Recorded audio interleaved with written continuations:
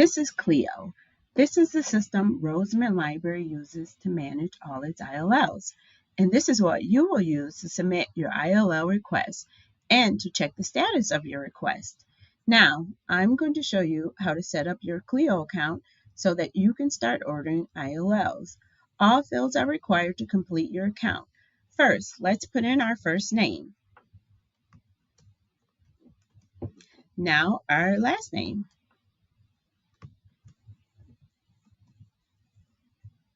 Next, our email address. Be sure to use your Roseman email address. Next, our affiliation. Use the drop-down on the right-hand side to choose your affiliation, such as alumni, faculty, staff, or student.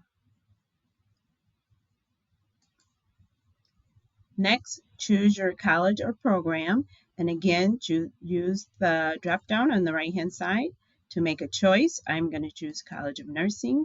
And then lastly, our campus. And again, use the drop-down on the right-hand side to make a choice. And I'm going to choose Henderson. And then we're all done. I'm going to click Save. And your account's set up. That's all there is to it. You will receive an email letting you know that your account is all set up and you are ready to start ordering ILLs.